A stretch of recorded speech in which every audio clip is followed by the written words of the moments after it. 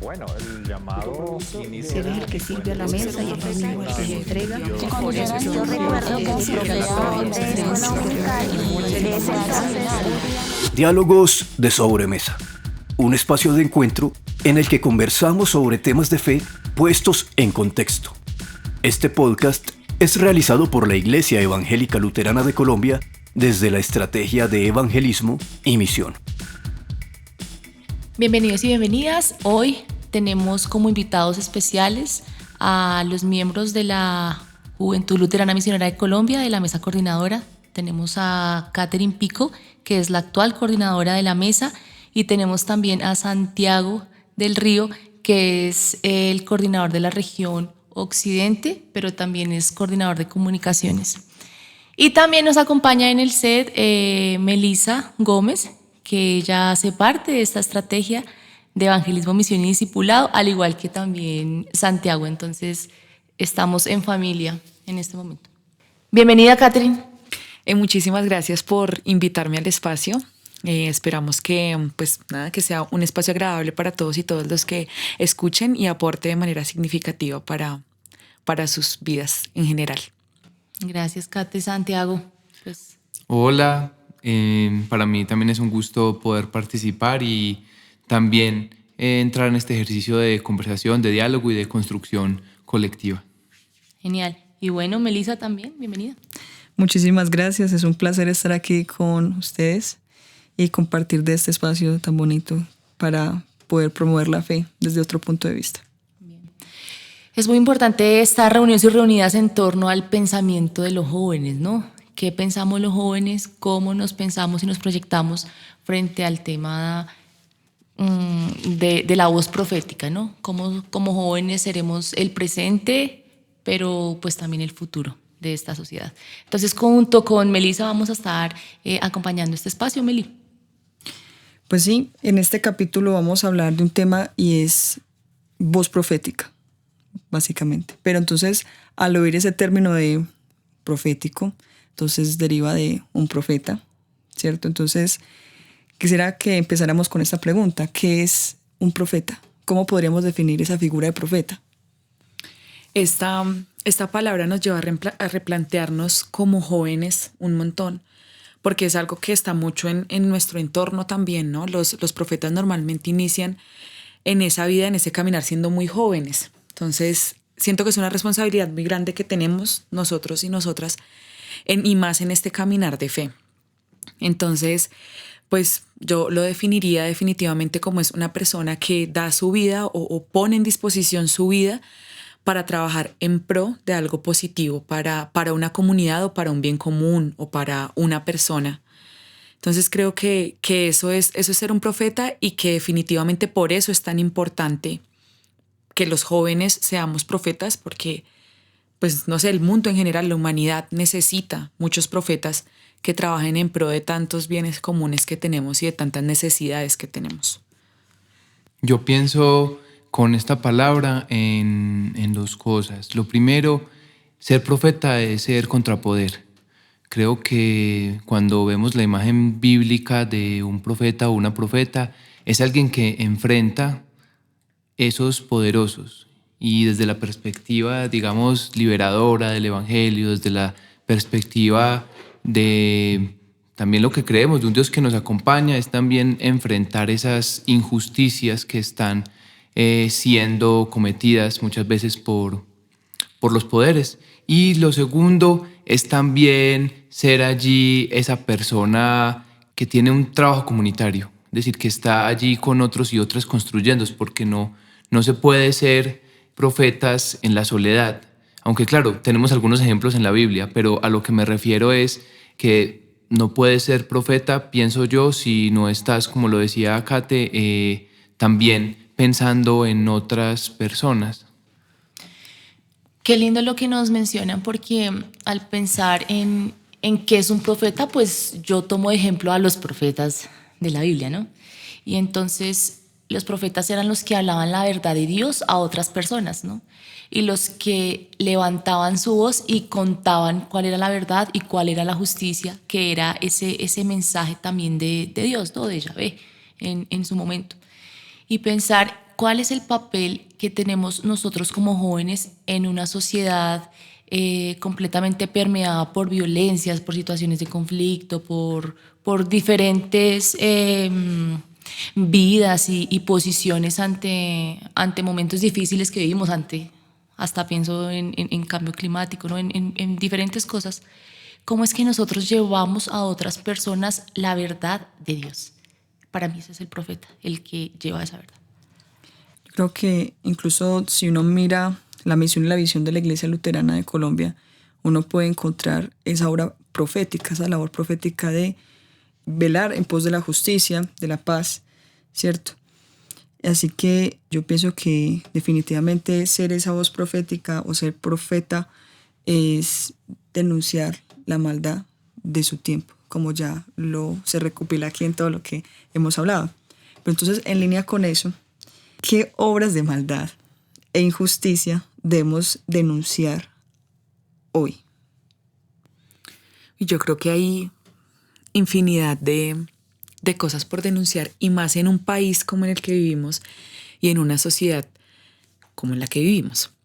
Hay un tema que a mí me toca muchísimo de Colombia, es el tema de los falsos positivos. Ese tema para mí es como tan profundo como de decir, cualquiera de nosotros o nosotras pudimos ser esos jóvenes. Ese tema es algo que a mí realmente me sensibiliza muchísimo. Y hoy precisamente veía un video de un militar que ejecutó de manera extrajudicial a unas personas, y cómo le cambió la perspectiva a él de vida completamente cuando empieza a estudiar sobre derechos humanos y a ver un montón de cosas. Entonces siento que esas cosas, sí, o sea, Dios permitió que pasaran este tipo de situaciones en la vida personal de ese hombre para después trabajar en pro de un montón de vainas dentro de nuestro país. Y para mí eso también pues es ser profeta, ¿sí? Y también es denunciar esas cosas que tanto daño le han hecho a muchas naciones, porque sé que no solamente ha sido acá. Entonces, dentro de las muchas cosas que tenemos que denunciar, algo que nos sensibiliza también mucho como jóvenes, pues es que asesinaron a unos jóvenes simplemente, y el único delito que habían cometido era ser pobres. Entonces, para mí es una de las cosas más importantes que tenemos para denunciar. Aparte que ya de las que de manera natural se evidencian en nuestro país con las marchas, el tema de los derechos humanos que se violentan tanto, la salud, la educación, son muchísimas cosas, y de verdad que para mí es un honor pertenecer a una iglesia que piensa en eso y que busca trabajar en pro de eso. Creo que de las muchísimas cosas que tenemos para denunciar, pues el tema con los jóvenes, todo lo que sucede alrededor de nosotros, pues es súper importante, las marchas. Y creo que una palabra clave es derechos humanos. Cómo se vulneran los derechos humanos en este país. Es simplemente esa palabra, ya con eso tenemos infinidad de cosas para denunciar como jóvenes y como iglesia.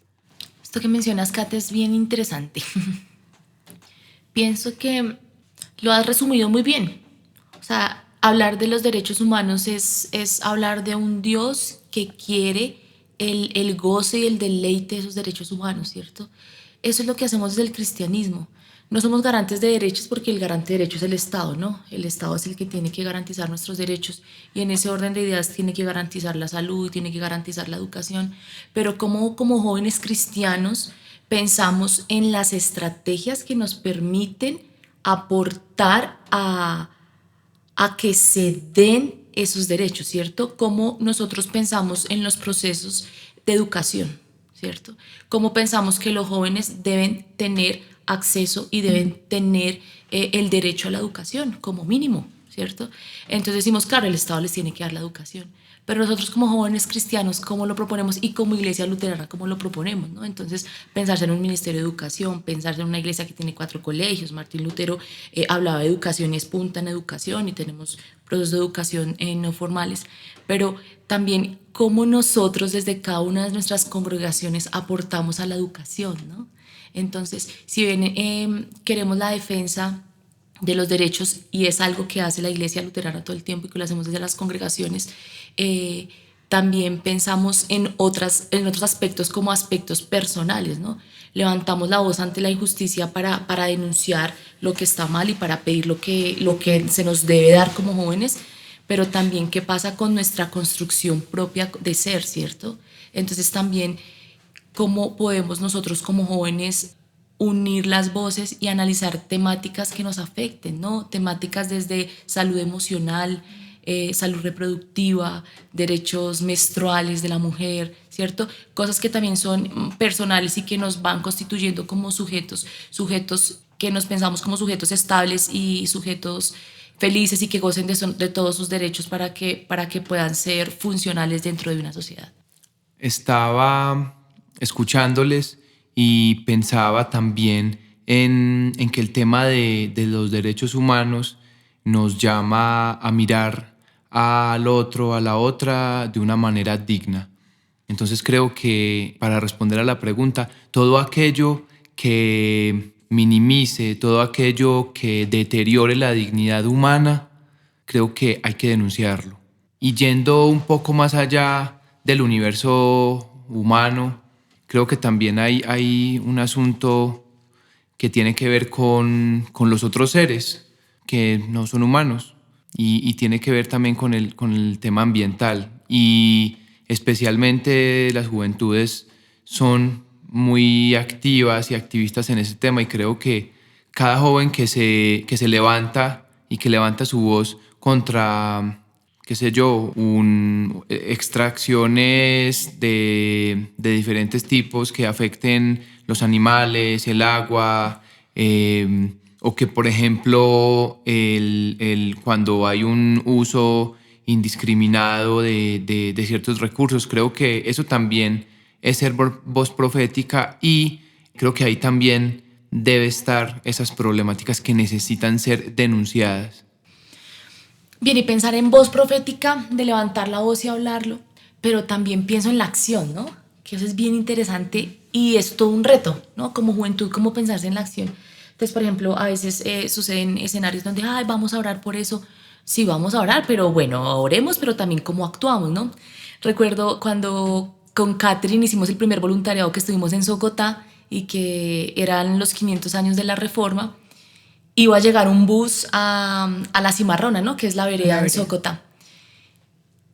Y necesitábamos que el bus llegara y la carretera estaba mal, y recuerdo mucho que lo que hicimos fue sacar palas, sacar todo y empezar a construir la carretera. Es decir, claro, era el evento, estábamos haciendo muchas cosas, pero ¿cómo en una acción podemos solventar esto que tenía la carretera donde no podía pasar el bus y podíamos estar allí? El punto de todo esto es también cuáles son esas acciones que nos permiten ser profetas, ¿no? Sí, hablar, levantar la voz, sí, genial, pero ¿qué podemos hacer como jóvenes cristianos, por ejemplo, dentro de la iglesia luterana?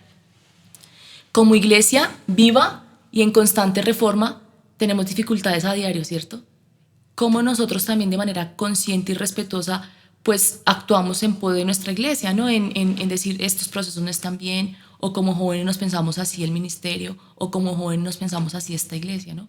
Como qué actividades podemos hacer, cómo sería esa forma práctica y vivencial. Y no, mira que a veces es importante no generar como las cargas. Siento yo que como cristianos quizás es distinto, pero quizás hay jóvenes que puedan escuchar esto y decir, pues no, pues simplemente no es mi problema y bueno, está bien. Y pues también es sano.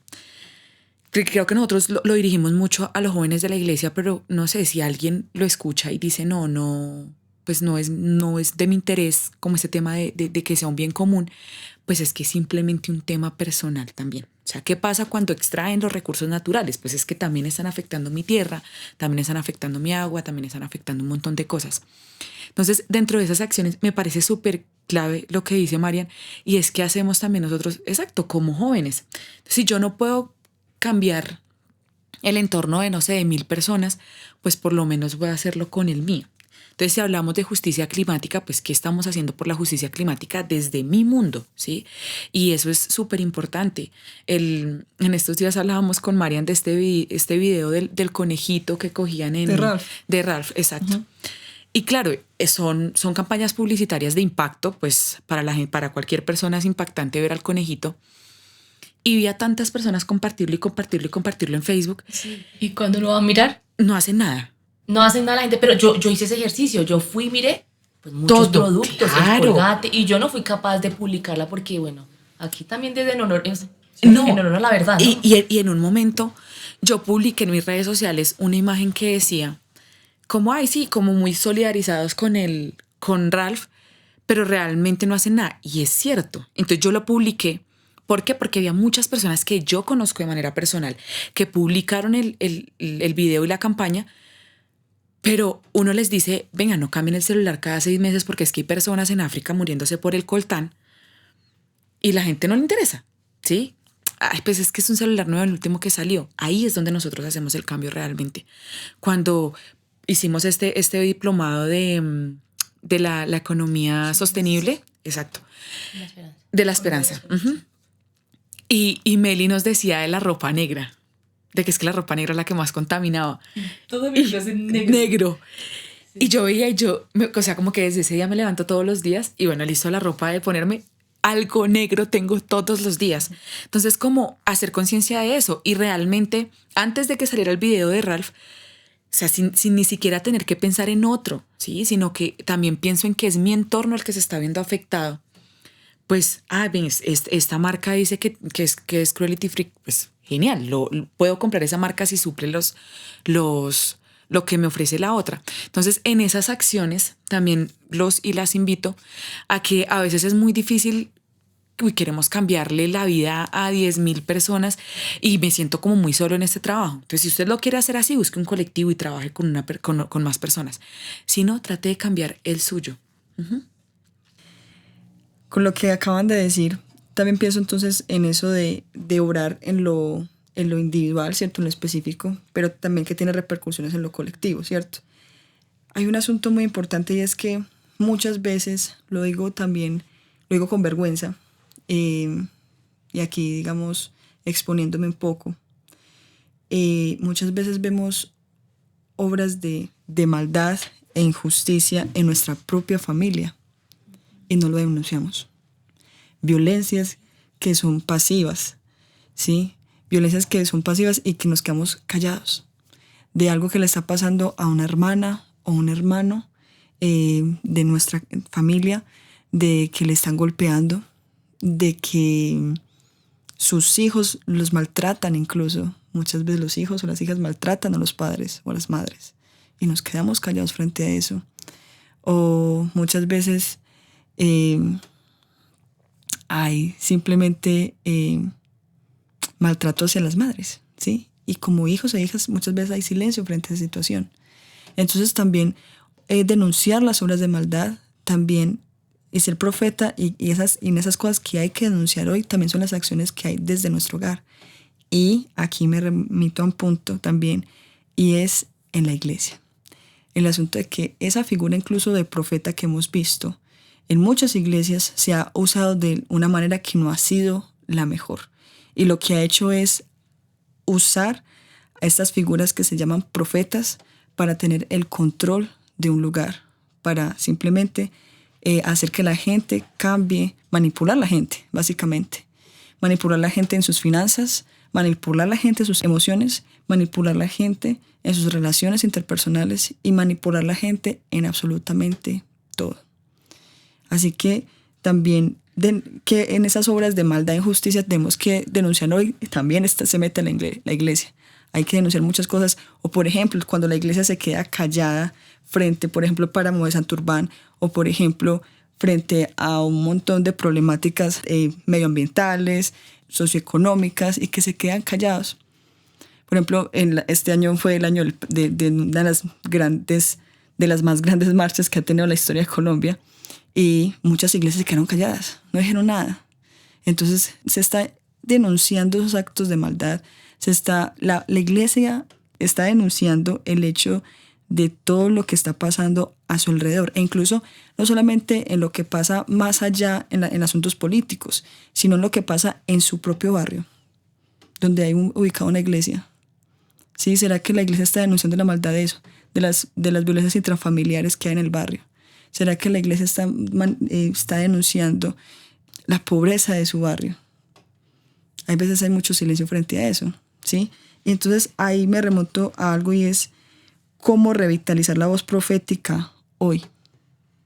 Esto que dice Meli, y este asunto de lo cercano y lo lejano, de cómo se pueden presentar actos de injusticia a diferentes niveles, pienso que hay un asunto importante y es la participación política.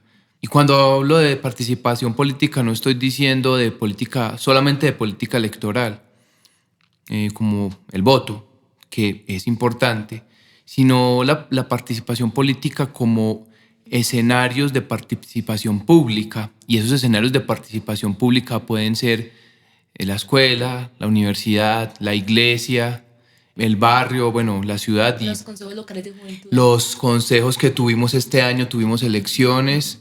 Entonces esa participación es importante porque es tener una palabra pública, tener algo que decir. Entonces creo que en esos escenarios de decisión es importante también que los y las jóvenes estén. Y bueno, ahora ya pensando también en la pregunta, creo que eso es una manera, participando y pensando en una cosa que es el poder de la unión, el poder de la juntanza. Creo que la voz profética se revitaliza en tanto nos juntemos con otros y otras a construir desde lo más local, que puede ser, que sea el barrio. Mariana ahorita decía un tema de una carretera que se juntaron, hasta instancias de decisión mucho más macro. Eso que nombra Santi me parece bien bonito, del tema de juntarnos y de la unidad, porque a veces incluso como cristianos nos separamos por las diferencias de credo o no sé qué pueden haber dentro de una iglesia. Y pues digamos que a mí hace más o menos 5 años el tema del ecumenismo pues me gusta muchísimo por una experiencia personal y definitivamente es eso, o sea, dejar de ver las diferencias que a veces incluso como cristianos las ponemos muchísimo, verlas y más bien ver lo que nos une. Entonces, si en mi barrio hay una iglesia católica y una iglesia carismática y está la iglesia luterana, pues si nos podemos reunir con esos jóvenes y hacer algo por mi barrio, por mi comunidad, por las mujeres, pues está muy bueno y creo que eso aportaría muchísimo más que, no sé, lo que podríamos considerar grandes acciones. Creo que esas pequeñas cosas cambian muchísimo el entorno y el caminar, y lo que hablaba ahorita Meli, de cuántas veces hemos dejado de denunciar cosas en nuestra familia, en nuestra iglesia, y en estos días le pedía perdón a alguien por eso, ¿cierto? Y creo que una de las maneras más importantes de revitalizar es primero que todo tener la valentía de aceptar que me equivoqué porque no lo hice en ese momento, no acompañé como tenía que acompañar en ese momento. Y lo segundo es pues pedirle perdón a esa persona. O sea, te dañé sin querer hacerlo y de manera como indirecta, pero te dañé. Y desde ahí empezar a construir. A veces esas personas que han sufrido ese tipo de cosas tienen 1000 cosas para enseñarnos y creo que ese accionar nos podría hacer todavía un poco más fuertes.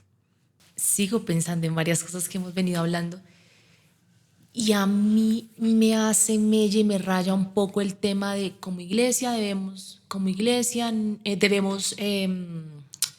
denunciar. Como iglesia no denunciamos. Entonces, por ejemplo, cuando fue el paro nacional, ¿cierto? Como iglesia decían, bueno, pero como iglesia denuncien, o como iglesia tomen una postura y tiene que ser ya ahí.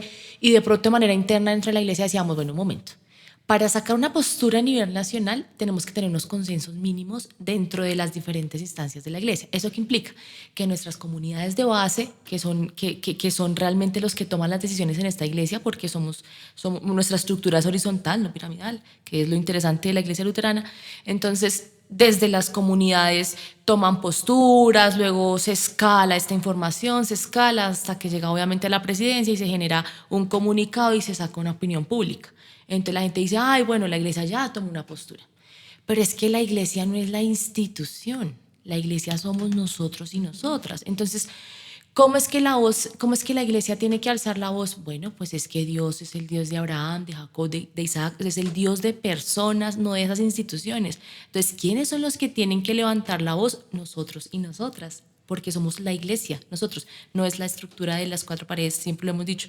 Entonces, la pregunta, Meli, la pregunta es, ¿cómo revitalizar, ¿cierto? Y se revitaliza en la acción, cuando actuamos, ¿cierto? Cuando lo llevamos realmente a la práctica y cuando eso se da en honor a la verdad. ¿Y quién es la verdad? Yo soy el camino, la verdad y la vida. Lo aprendimos en nuestro retiro.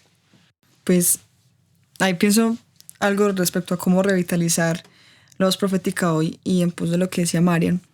Y es eso, o sea, tenemos que reconocer algo y es que nosotros también como cuerpo de Cristo hemos hecho daño porque somos seres humanos, básicamente, ¿cierto?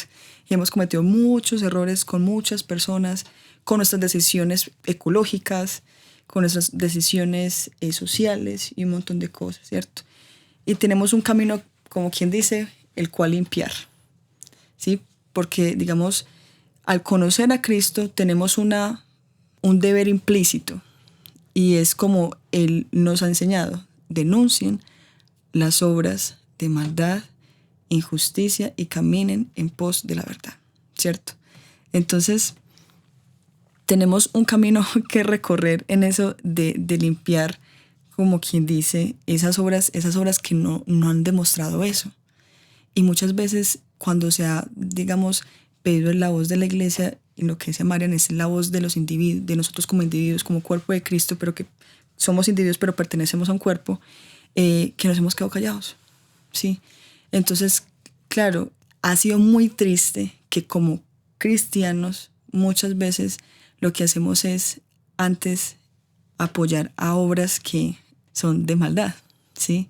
Aprobar procesos de injusticia, aprobar procesos de pura colonización, básicamente, aprobar procesos de poder y sometimiento sobre el otro, la otra.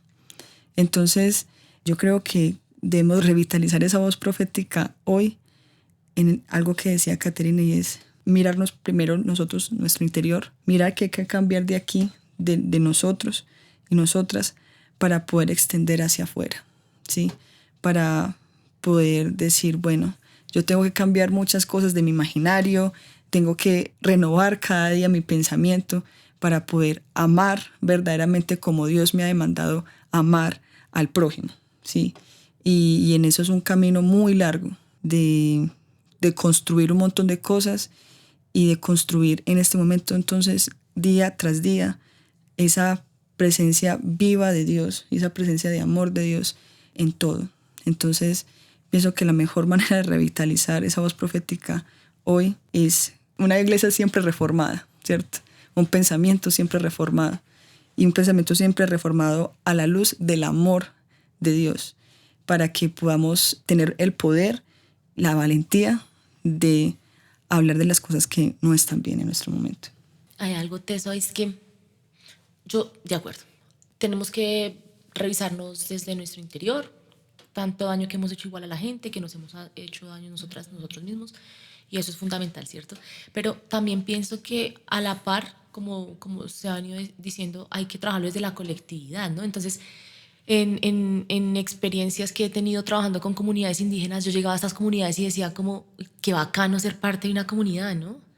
Que están todos juntos, que trabajan juntos, que hacen sus reuniones, que se congregan en torno a unos principios mínimos de la comunidad. Y entonces yo decía, venga, pero yo sí hago parte de una comunidad. Yo hago parte de la comunidad luterana de Colombia. Y ser parte de la comunidad luterana de Colombia me permite a mí reunirme con otros jóvenes que piensan, que piensan de maneras parecidas, que tienen también inquietudes o que sienten el mismo deseo de cambiar y transformar algunas cosas.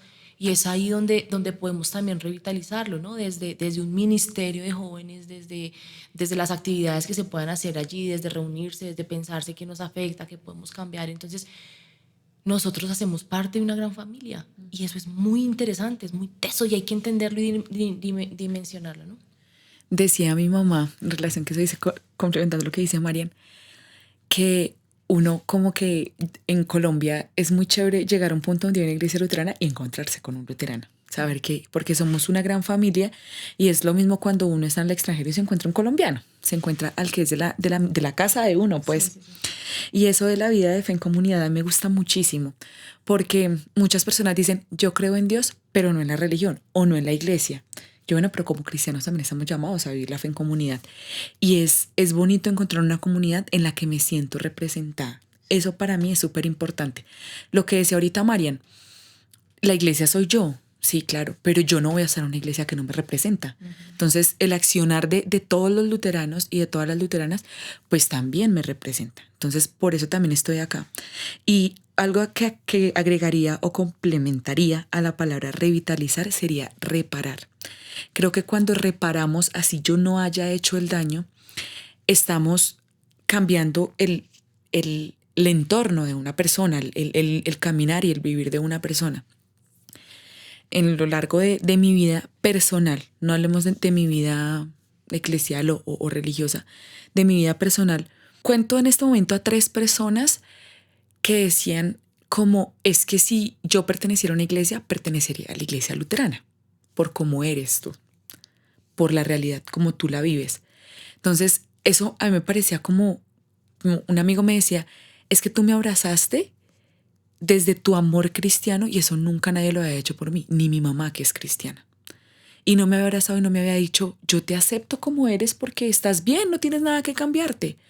Y eso no desde el amor cristiano, y eso no lo había hecho mi mamá. Entonces, cuando reparamos nosotros, también revitalizamos. Y no solamente revitalizamos nuestro accionar como cristianos, sino también el de otra persona. Entonces, que alguien se pueda encontrar y pueda decir, alguien me abrazó y alguien me dio un amor desde el cristianismo que yo no esperaba. Bueno, pues otra forma pienso yo de revitalizar, y aquí con eso me hago una pregunta, creo que me voy con esa pregunta, y es cómo nos juntamos con aquellos que no son de nuestra comunidad. Es decir, en una sociedad democrática nos tenemos que juntar con el diferente, con el que tal vez no piensa como nosotros y nosotras. Y creo que también allí hay un asunto importante de revitalizar esa voz profética, y es juntarnos con otros, comprender y tratar de construir un mundo mejor para todos los seres. Dejémosle esa pregunta a las personas que escuchan el podcast, ¿cómo me junto, cómo hago comunidad con una persona que es diferente a mí? Y creo que es algo que tenemos que aprender muchísimo en nuestro país para, pues, reparar, revitalizar, profetizar y demás. Bueno, muchas gracias por estar con nosotros hoy. Este fue nuestro 3er capítulo sobre voz profética. Bueno, el llamado inicia. Él es el que sirve a la mesa y el amigo el que le entrega. Yo recuerdo que en Colombia de ese entonces. Diálogos de sobremesa. Un espacio de encuentro en el que conversamos sobre temas de fe puestos en contexto. Este podcast es realizado por la Iglesia Evangélica Luterana de Colombia desde la Estrategia de Evangelismo y Misión.